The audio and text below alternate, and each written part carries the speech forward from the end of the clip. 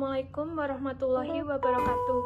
Pada kesempatan kali ini, kami kelompok 3 akan mempresentasikan hasil diskusi kami mengenai materi 3 macam argumen induktif yang beranggotakan Diki Belva, NPM 19 01010119, Salsabila Tasya, NPM 19 0120, Nela Talia Zahra 19 0126, Anissa Putri, NPM 19 0136, Erlanda Nova 19 0137, dan Chandra Dwi 19 0151 dari kelas manajemen 19C. Argumen dari umum ke khusus, silogisme induktif. Formula untuk jenis argumen yang sangat umum. Ahli logika menyebutkan sebagai silogisme induktif atau statistik. Dengan formula kebanyakan X adalah Y. Ini adalah X. Oleh karena itu, ini adalah Y. Contoh silogisme induktif. York adalah seorang guru. Oleh karena itu, dia seorang demokrat. Kata lain, kebanyakan guru adalah demokrat. Oleh karena itu, York adalah seorang demokrat. Rumusan dari contoh di atas yaitu: yang pertama, menghilangkan pernyataan umum, atau kebanyakan guru adalah demokrat. Yang kedua, menghilangkan pernyataan spesifik, atau York adalah seorang guru. Silogisme induktif sering disajikan baik tanpa pernyataan umum atau tanpa pernyataan khusus. Pernyataan umum yaitu kebanyakan guru adalah demokrat. Semakin tinggi persentase guru yang demokrat, semakin kuat argumentasinya. Tentu saja faktor-faktor lain dapat mempengaruhi kemungkinan bahwa York adalah seorang demokrat tanpa mengubah kekuatan aslinya. Argumen dari khusus ke umum atau generalisasi induktif, prinsip logis yang mendasari generalisasi ilmiah dari sampel bersifat langsung dan dapat diterapkan dengan baik untuk generalisasi sehari-hari. Bentuk dasar dari semua generalisasi induktif, apakah ilmiah atau tidak, mudah ditampilkan dengan menggunakan contoh guru dan demokrat. Presentasi ini dan itu dari guru Amerika yang disurvei adalah demokrat. Oleh karena itu, presentase yang sama dari semua guru Amerika adalah demokrat.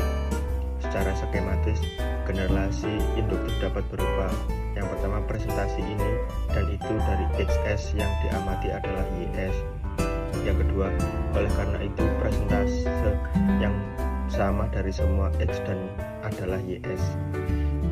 Kemudian argumen induktif dari analogi. Analogi dapat dinilai bermanfaat, mencerahkan, tepat, akurat.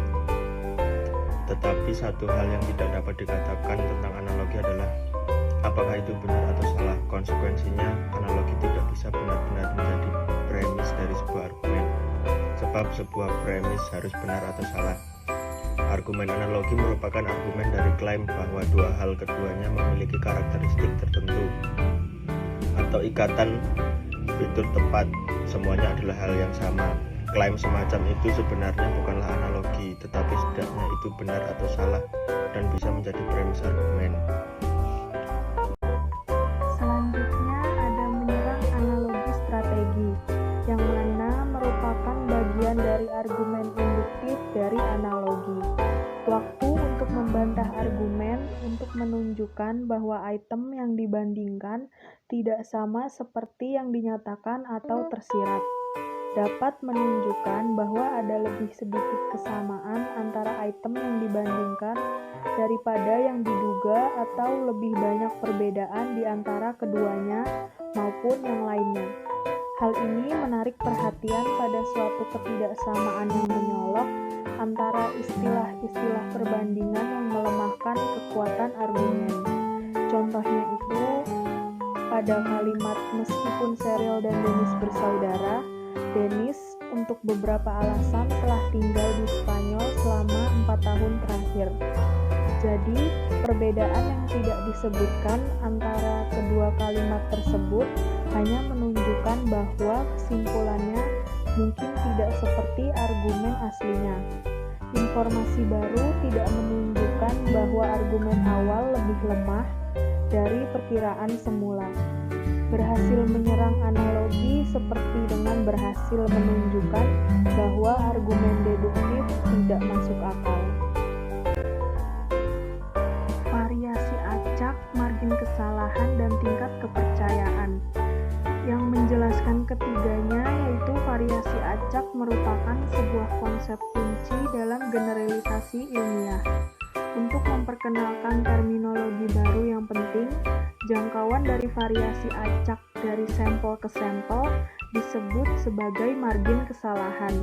Adapun istilah baru yaitu tingkat kepercayaan yang hanya mengungkapkan probabilitas bahwa bagian pro yang ditemukan dalam sampel tertentu akan berada dalam margin kesalahan. Selanjutnya, argumen induktif sehari-hari. Argumen sehari-hari jarang melibatkan sampel yang dipilih secara acak. Akibatnya tidak dapat menghitung probabilitas dengan ketelitian.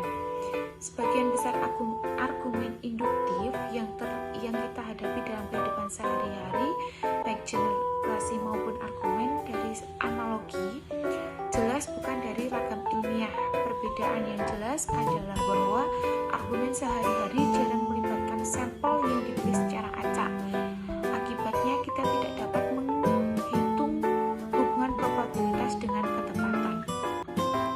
Margin kesalahan informasi dan indikator tingkat keyakinan, indikator margin error, dan tingkat kepercayaan informal dan ekspresi lain yang melakukan pekerjaan yang sama memungkinkan untuk mengungkapkan perkiraan tentang kekuatan argumen dan mengungkapkan fakta jika salah saat menilai.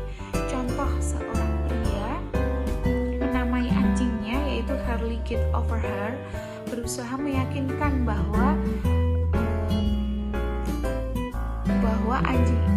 anjing itu tidak mengancam seperti apa yang terlihat pada taringnya.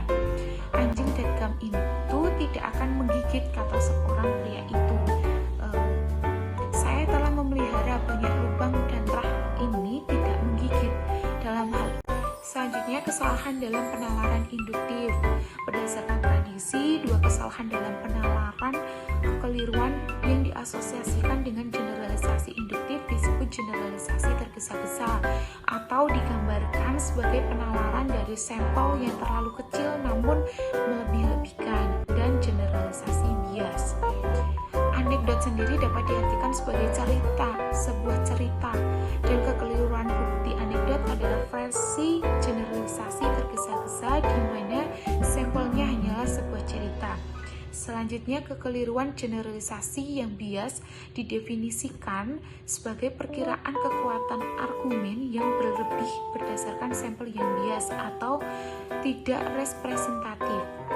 Selanjutnya, konversi induktif terlarang. Contohnya, sebagian besar mahasiswa Harvard sangat cerdas. Apakah berarti bahwa kebanyakan orang yang sangat cerdas adalah mahasiswa Harvard? Tentu saja tidak.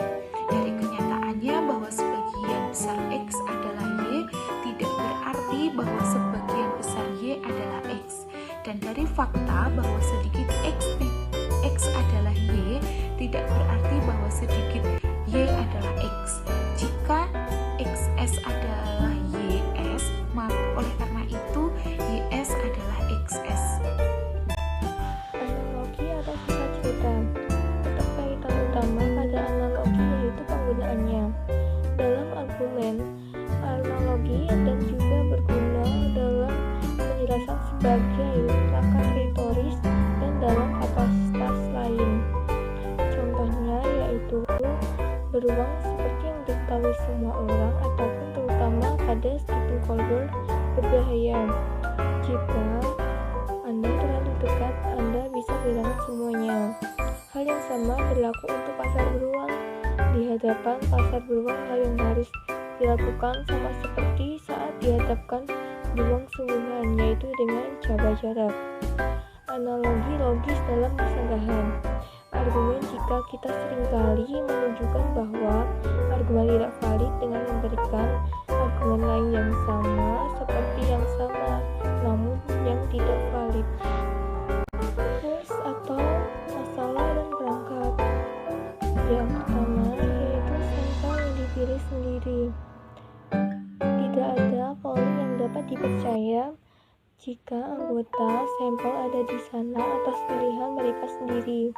Ketika sebuah stasiun televisi meminta pemirsanya untuk menelpon untuk mengungkapkan pendapatnya tentang suatu subjek, hasilnya sangat sedikit memberitahu tentang apa yang dipikirkan seluruh populasi tentang subjek tersebut. Ada segala macam perbedaan yang mungkin terjadi atau bahkan kemungkinan besar antara orang yang menelpon dan populasi secara umum. Hal yang sama berlaku untuk jejak pendapat yang dilakukan melalui tanggapan dengan surat. Yang kedua yaitu pertanyaan miring. Sumber utama ketidakandalan dalam taktik jejak pendapat adalah susunan kata dari pertanyaan. Contohnya, 1. Menurut Anda, apakah